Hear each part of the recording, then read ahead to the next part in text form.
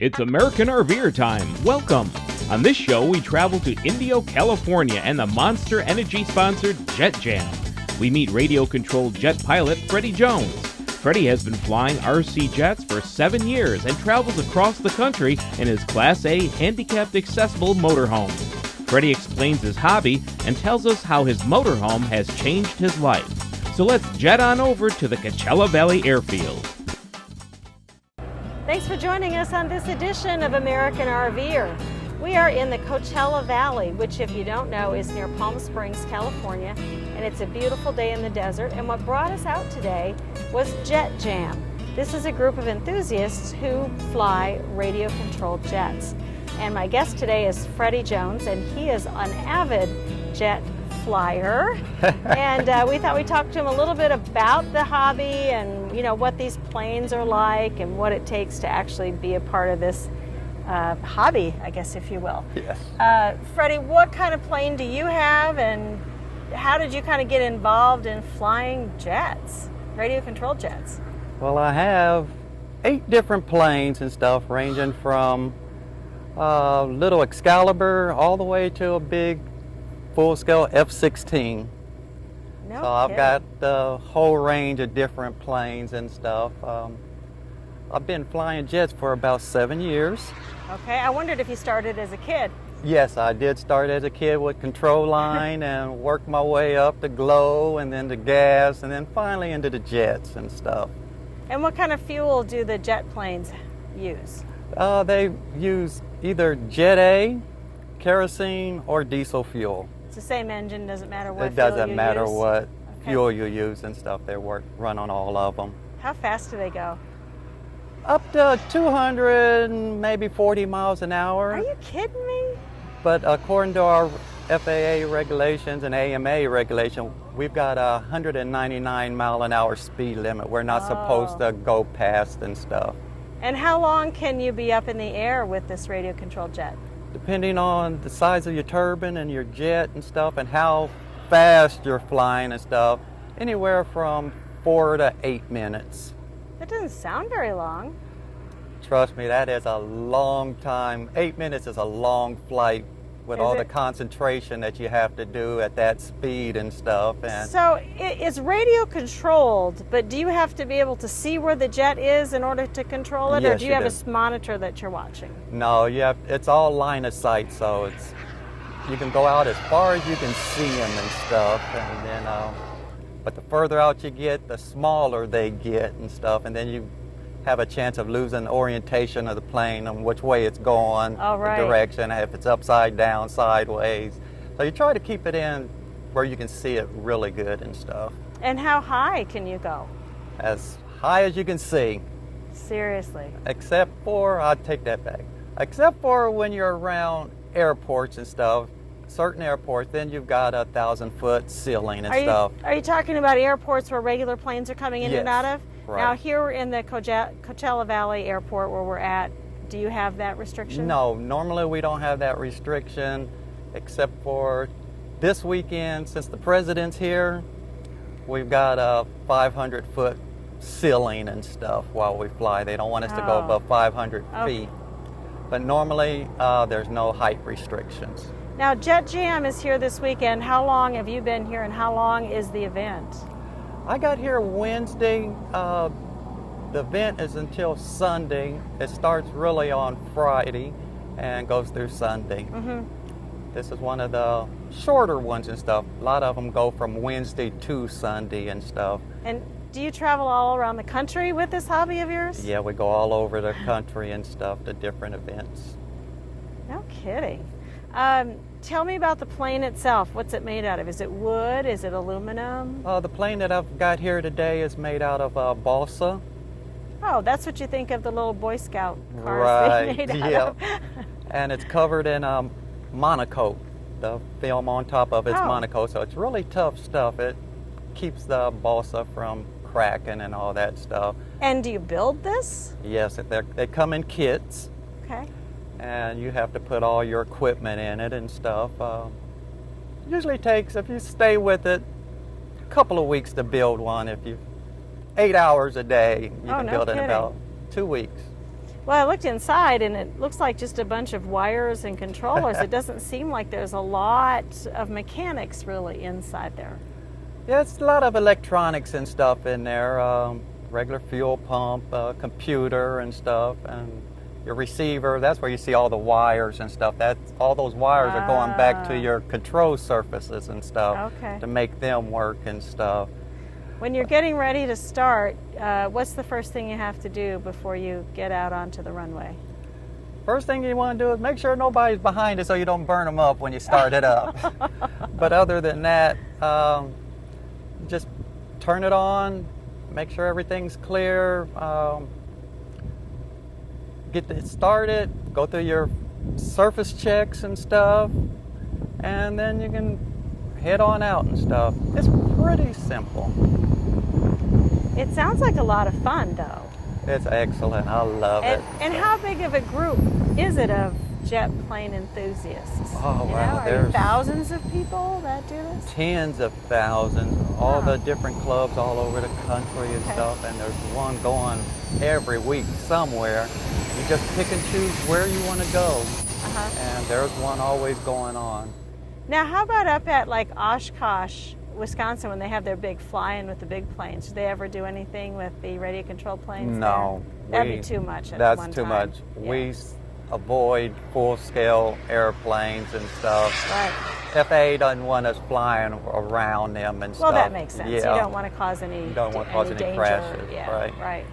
Well, tell me about traveling to these. We noticed you have an RV, and of Yes. course this is American RVers, so we want to talk about RVing. How has that helped you get around to all these different events? Actually, it has changed my life. Because before going to all the events, I would have to stay in hotels and stuff, and you know, I'd drive anywhere from 10 to 30 miles away from the field that we would stay in every day, back and forth. And these are long days and stuff. You know, we're here from 7 in the morning till the sun goes down. So if I was tired, there was nowhere for me to rest, you know, get out of the heat, the cold, whatever, put my legs up and stuff, other than going back to the hotel. Okay. So and that made it really difficult. And, you know, if I wanted to rest, then I'd have to come back. So, you know, I'm putting a lot of miles in every day. Not doing what you came here to do. Not to do what I was planning to do. So here with the RV, go in, get in the recliner, put my feet up, watch some TV, get in the air conditioner, eat something, and then go right back out whenever I'm ready and stuff. So tremendous difference. Probably saves a lot of money too. Saves a lot of money, because a lot of times you go someplace and you never know what event that city has going on. So hotel prices would be skyrocketing and stuff. And so this is more economical. And how long have you been RVing? Almost a year now. Oh, you're a newbie. I'm a newbie. Are you full-time in this RV? Or do you have a home base somewhere? I got a home base in Phoenix, Arizona. Okay. But we're out on the road probably 8 to 9 months of the year. That's almost full-time. That's almost full-time. Yeah. Cool. Well, I thought what we could do is, if you don't mind, we'll go inside and we'll kind of look at some of the modifications that RV Décor in Yuma did for you to make this more livable. Love to show you. Okay, great. Let's do that. This makes it so much easier and stuff with the automatic door and stuff. This way I'm able to travel by myself and stuff. I don't need anybody to go with me, because most of the other coaches that don't have the automatic doors and stuff, somebody had to physically shut the door once somebody got in. Oh, yes. And then open it so they could get out and stuff. But with the automatic door, I'm self-sufficient. Yeah.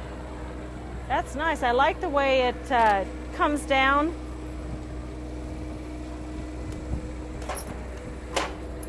And do you get locked in here? Is there a brace or something you have to put, or just lock your wheels? I just lock my wheels. It's got a safety gate right there. When it starts moving, it comes up and locks, so you can't roll backwards and stuff.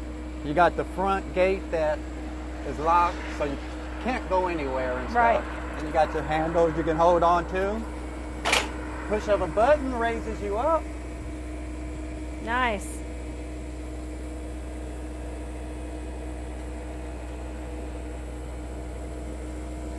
So it brings you right up to floor level. Right up to floor level, yes. And then that automatically goes down, that so you goes can down, go right then in. I can roll right in.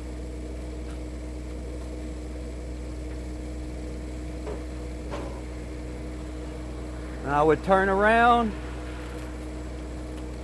raise up the ramp.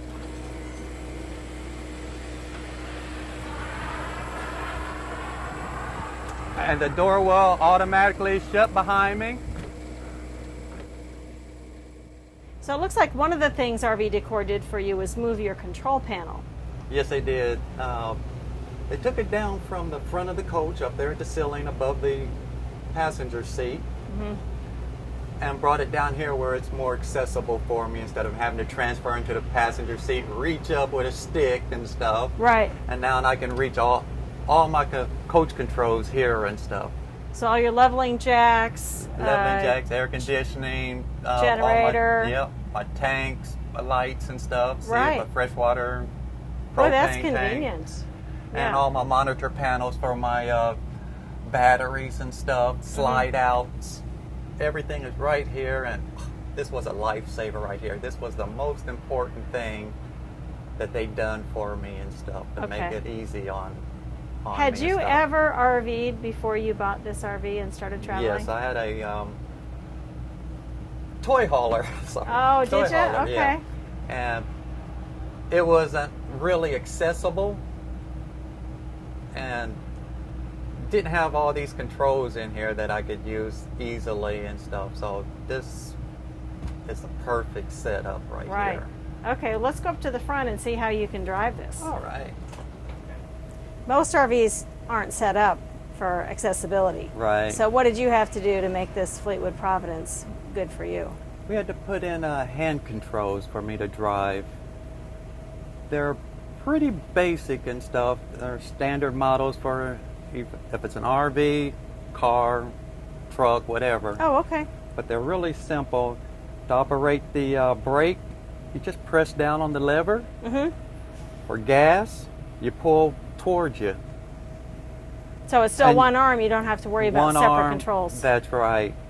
So, and you can't make a mistake and stuff. They only move two directions Right. and stuff. So, in for brake, towards you for gas.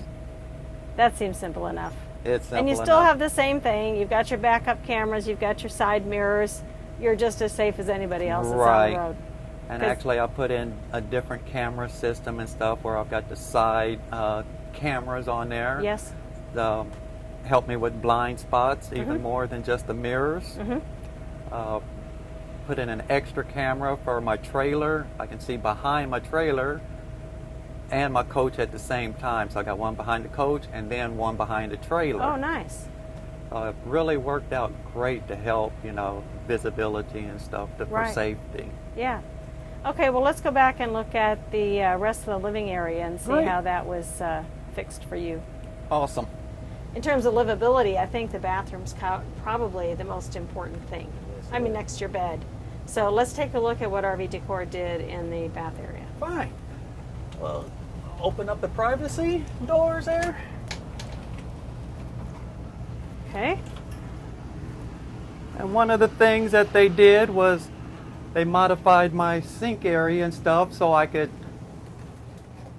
roll up to the sink and stuff. Okay, so got rid of any cabinetry that Right. might have been underneath Doors there. were there, and ductwork was there for the furnace and stuff. So we had them move the vent over here and move the ductwork out and stuff so I could roll Okay. up under there and stuff. Okay, that makes sense.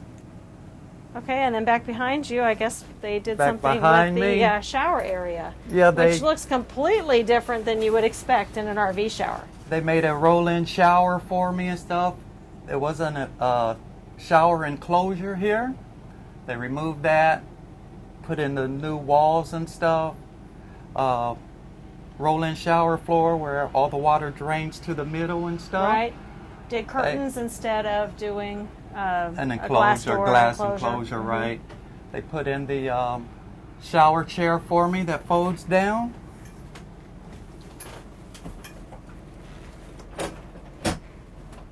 Well, that The makes arms sense. come down, easy to transfer out of my wheelchair right up to there. Right. They moved the shower controls over, make it easier for me to get to and stuff. Right. So It it really looks- opened it up. It did. It looks a whole lot bigger. 100%. Yeah. It does. Yeah. They did Yeah, an and that excellent works. job. And then of course the curtains go across here, so really the Right. whole space is available to you when you're getting ready. Yes. And if somebody's in the bathroom and stuff, like I said, we got a privacy door here, so Right. if anybody else is in the front, you can have your privacy doing whatever you're doing and stuff. Right. So it really makes it nice. So you've been happy with your experience with the renovations on your coach? I am ecstatic with the renovations and stuff. They did an excellent job. Good. What else are you planning to have done? I'm going to have flooring put in, take up the carpet, because it's not wheelchair friendly and stuff. Our Right. wheelchairs tracking so much dirt and stuff. It's hard to keep carpets clean and stuff. Wait, it's hard for me to keep my carpet clean too. What are you saying? So I'm going to put in the wood flooring and stuff. And maybe a fireplace in the bedroom Oh, with nice. a pop-up TV to Yeah. get rid of the TV in the wall there. Sure. Sure. Well, it looks good. Well, Freddie, thanks for taking time out of your hobby time to show us your RV and tell us a little bit about what you're doing. Oh, you're more than welcome anytime. All right. We'll be back with more of American RVer in just a moment.